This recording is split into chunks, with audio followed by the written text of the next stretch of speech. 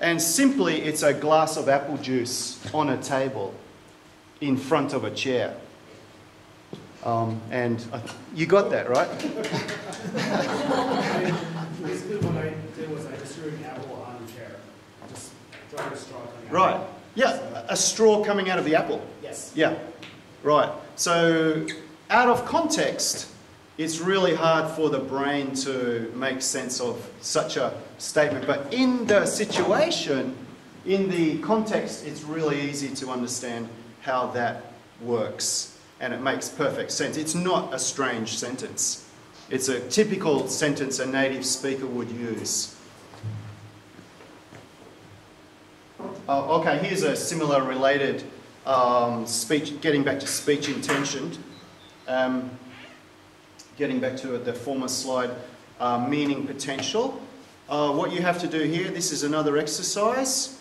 You have to think of an example of what the speaker, sorry about that, what the speaker intends by the statement, oh look, they have fish on the menu. Okay, and this is the words that the woman says, oh look, they have fish on the menu, but what might she mean by this? So what is the force or what is the intended meaning of what she says? Can you think of an example of what she might mean? Okay, you have 1 minute to write an example. What does she mean by, oh, look, they have fish on the menu? Okay, timer is on.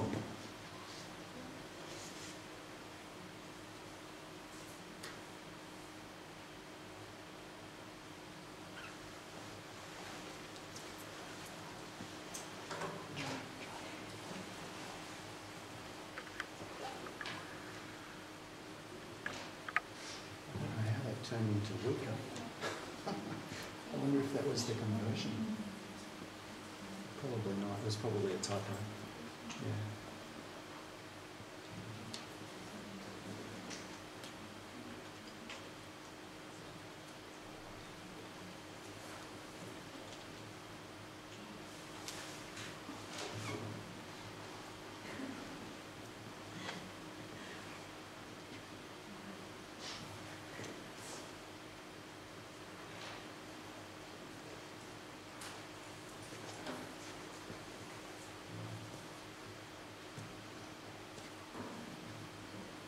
Okay, so time is up. Okay, this example comes from the, I think it's Deborah Tennant. Deborah Tennant. It's in one of her books. That's not what I mean. And basically, what the example here was, the woman might be, or in this case, the woman was saying to the man, "Don't order the steak. You should go on a diet." Okay. And she's using indirect communication so that she doesn't upset the man. But in this case, in her example, the man was upset. Okay, so, oh, what do you mean? You think I should go on a diet, kind of thing.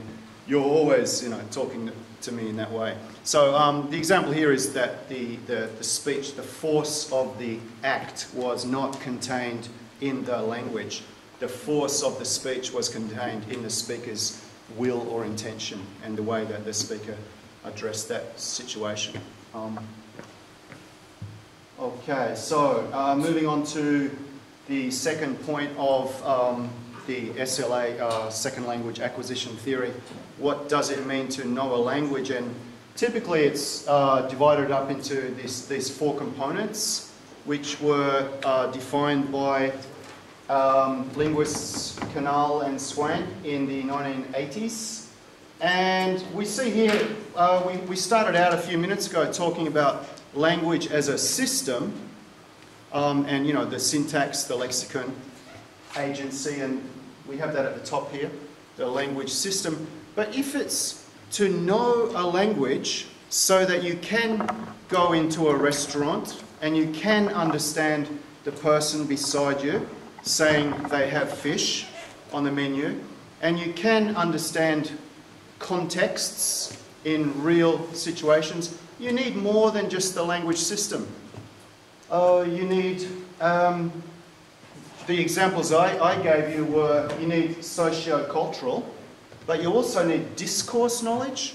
Discourse knowledge is the way that the communication is structured, and these are interconnected because the way discourse is structured, the organisation of the communication, depends on the culture. The way Japanese communication is structured is different from the way English communication is structured. So that's what discourse means. Discourse also means all the texts that are used in the language. Everything from TV, newspaper, down to advertising, to radio announcements, to textbooks in school, all of the discourse. So if you think of the way that you learned English in your junior high school experience, Sunshine English course, you know, this is a ball, you know, Ben jumps the rope. This is a discourse. And the assumption behind the discourse, the whole point of introducing this what is language, the assumption behind this discourse is that language does certain things in certain ways. And we have to question the way a learning course is designed because of this. Which comes to the point of today's lecture. From my experience from teaching English for about 15 years, I have found that the task-based approach is, from my experience, the best approach there is. So I'll make that fairly clear to people, you know, I'm here today to push task-based language learning, language teaching, but there are some problems with it. Okay, it's not a perfect system. It's not a perfect way to learn. So we'll move on to some of those problems in a few minutes. The component that I want to talk mainly about today is strategies. Because I think from my teaching experience, I have found that strategies are the most important part of language learning. And we'll move on to the two main strategies now. Okay, just before we do that, I want to compare to you know Japanese, I know English as my first language, and we have some other first languages here. Your first language is L1, your first language, L1, and it's a complete system. So you have the discourse knowledge, you have the strategic knowledge, you know the language system, and you have the socio-cultural context. You have all this knowledge. But when you're learning the L2, the second language, you don't have that. So we can call it a developing system. Right? And the system, the interesting thing about this system is, although you think it's growing, sometimes it shrinks. So you have the experience of you're developing your language skill, and then you crash. What is this crash? Or why do we lose confidence when we're learning a language? It's because the system needs restructuring. As we learn new information, we find out that the system is not quite right, and it all has to be moved around. And this is part of the active involvement of language learning. You have to restructure this, going back. You have to restructure these components when you learn new information in the language.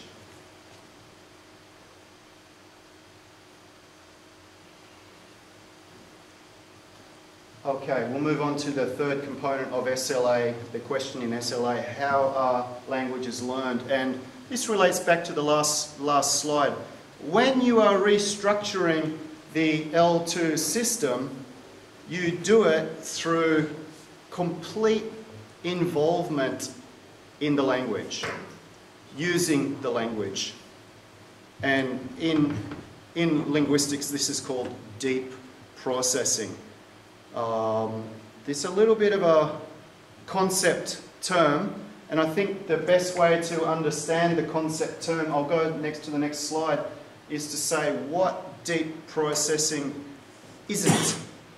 Okay? It's not something. I lost the slide. We'll come to that in a moment. Okay. We're going to come to that in a moment. What deep processing is it's negotiating the language, using the language in a way that negotiates meaning. Remember what I said before about Halliday's meaning potential? Meaning potential means that you push the meaning of what you are saying in communication, so it becomes a process of negotiation with the other person. It's because language, in a sense, is used to describe the world and it's used to express ideas, but it's not quite up for the job. It can't do it exactly. It can't do it perfectly. So there has to be some sense of negotiation.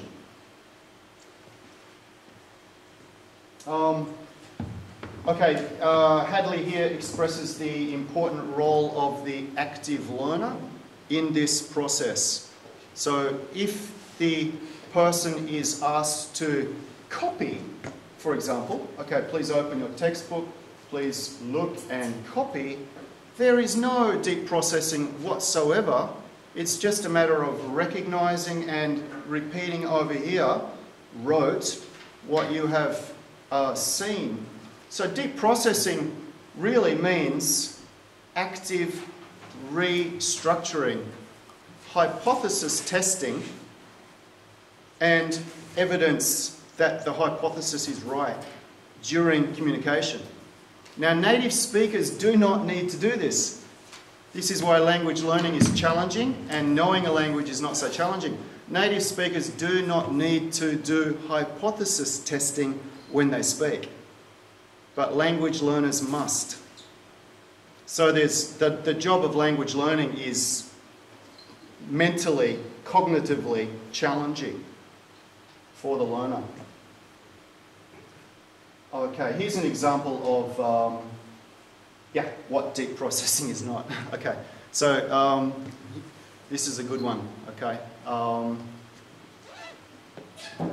NS, native speaker. Okay, non-native speaker, NNS. So native speaker, when I get to Paris, I'm going to sleep for 1 day. And the non-native speaker, what? I'm going to sleep for 1 whole day. And then again, 1 hour a day? Yes. Why? Because I'm so tired. Right? Isn't that beautiful? Everything is out the window. So the question is, I love to give this to students, where did it break down here? And why? Did it break down with the native speaker or with the non-native speaker? Who is responsible here for the communication breakdown? Who would like to answer the question? A little bit of courage in a big hall here to answer that question. Who is responsible? Yeah. I would say the native speaker. Yeah. His answer. Right. Yeah. Yeah. The native speaker did not process what the person said. So that's what deep processing is. Okay. It's when you really think and recognize what the person has said to you. So the native speaker should have said 1 hour a day. No. 1 whole day should have been the repair. And so it broke down with the native speaker. The native speaker did not process deeply what was said.